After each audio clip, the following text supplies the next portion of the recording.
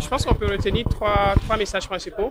Le premier message, c'est que l'économie sénégalaise est restée résiliente en 2023, malgré des vents contraires, notamment sur le plan international, régional, mais aussi au niveau national. Donc l'économie s'est montrée résiliente grâce aux activités du secteur primaire, notamment du secteur agricole, qui a permis à l'économie de se maintenir. En dehors du secteur agricole, le secteur secondaire, le secteur tertiaire, dans une moindre mesure, ont contribué à l'activité économique. Le secteur secondaire est resté résilient grâce à l'industrie du ciment, même malgré les difficultés qu'il y a pu avoir dans l'industrie extractive à ce niveau-là. Le secteur tertiaire a été le plus affecté avec un taux de croissance qui a été moins important que l'année d'avant, notamment à cause des perturbations du secteur tourisme et du secteur de la télécommunication qui ont ralenti l'activité dans ce secteur tertiaire. Mais globalement, l'économie s'est très bien comportée, elle s'est montrée résiliente et ouvre aussi des perspectives sur des opportunités à venir, étant donné la résilience de l'économie.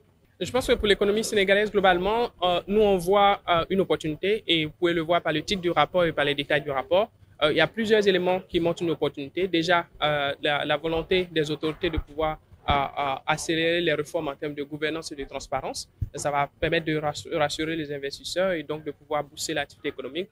Le deuxième, c'est la bonne nouvelle de la production de pétrole qui a commencé hier. Donc, c'est une nouvelle excellente qui montre, d'après nos estimations, que c'est une perspective qui est positive et donne plein de possibilités au Sénégal. Il y a la question de la gestion de ces ressources-là qui reste une question importante et avec laquelle le Sénégal y travaille là-dessus. Donc, ça montre des perspectives sur comment le dynamisme économique peut se comporter dans les prochaines années. Nos estimations montrent que sur les 3 prochaines années, la croissance, grâce au secteur de l'hydrocarbure, mais également au secteur réel, donc le secteur non hydrocarbure, que la croissance devait se situer à plus de 7% en moyenne, avec une croissance proche des 2 chiffres pour l'année 2025, lorsque la production va entrer dans son plein potentiel. Donc les perspectives, elles sont très positives. Il y a une opportunité à saisir parce qu'il y a un dynamisme, une volonté au niveau des réformes systémiques dans tous les secteurs. Il y a le secteur des hydrocarbures qui apporte des éléments additionnels.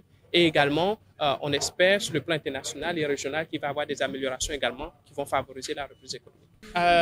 En effet, c'est deux points qui ont été abordés dans le rapport. Au niveau des pauvretés, je pense que les efforts qui ont été entamés par les autorités depuis plusieurs années avec la protection sociale doivent être poursuivis avec un meilleur ciblage.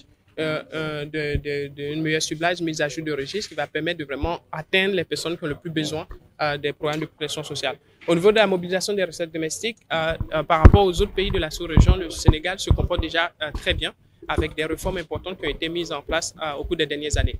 Le rapport que vous pouvez voir dans les détails montre qu'il y a des potentiel qui peut être allé chercher. Et c'est le but de ce focus que nous avons fait dans ce rapport sur les impôts sur le revenu des personnes physiques. On voit là un potentiel, encore une opportunité à saisir que les autorités peuvent mettre en place pour pouvoir atteindre les objectifs qui se sont fixés dans la stratégie de mobilisation des recettes à moyen terme sur la période 2020-2025.